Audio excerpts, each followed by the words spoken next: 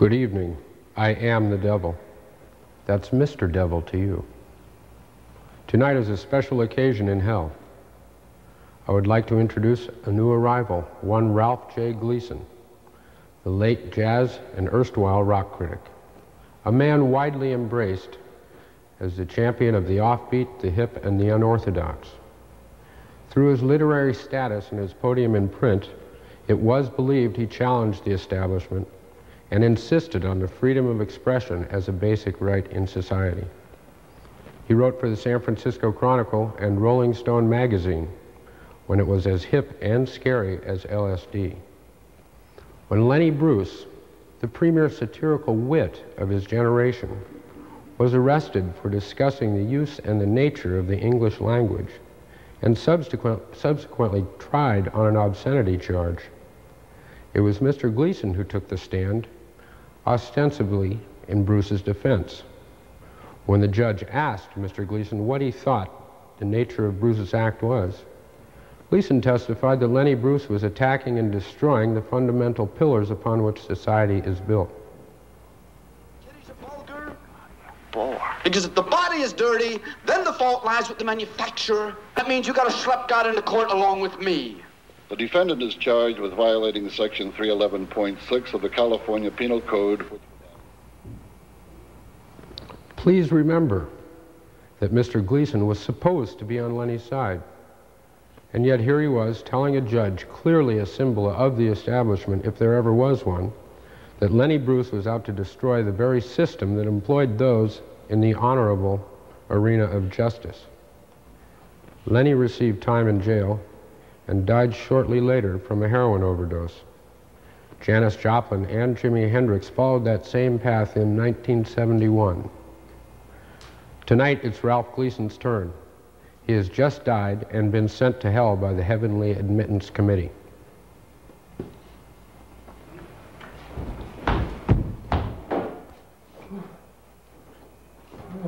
Well, if it ain't Ralph J. Gleason, erstwhile critic of rock, jazz, and all that's supposed to be him. Lenny Bruce? Is this some kind of nightmare? You're dead, right? Yeah, Ralph. And it is some kind of nightmare. Oh. The ultimate nightmare. Oh. The final nightmare, Ralph. Oh, God. What are you doing here? You were always such a straight arrow. I don't understand. I think it must be Janis Joplin and Jimi Hendrix. You know, they weaseled their way on to the Heavenly Admittance Committee. Yeah, well, you know, God and the devil now take their recommendation. It's so unfair. I led such a good life.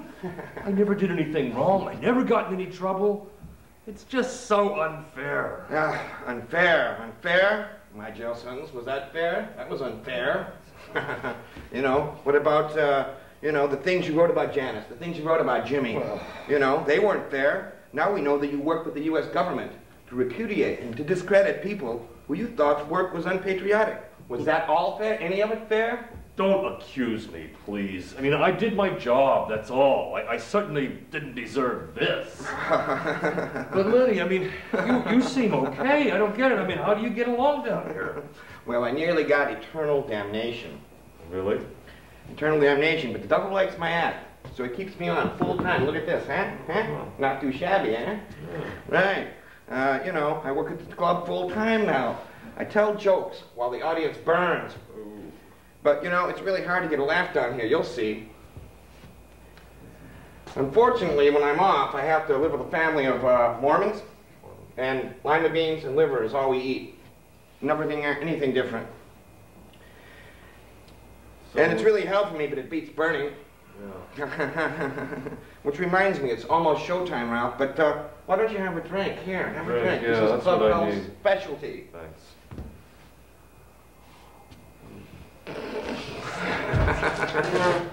What is this stuff? It tastes like gasoline. Yeah, wait till it catches on fire during the show, Ralph. Really? Oh. Lenny, you gotta help me. What am I gonna do? I can't face it. I can't face burning in the audience for eternity while you tell jokes. Oh no. Well, Ralph, talk to the devil. You know, you probably don't realize it, but he appreciates what you did, you know, back then. You know, all the stuff that you did to people for the government. You know, it was underhanded, it was sneaky, and caused some people a great deal of problems, some very good people. Yeah, you could review my shows, Ralph. You know, you probably could, but the devil expects very good reviews. He's a very discerning gentleman. You might have a problem, though, you know. In this environment, newspaper just doesn't quite make it. Yeah. But talk to the devil. He might have a position for you. But it's almost showtime. Come on, let's go.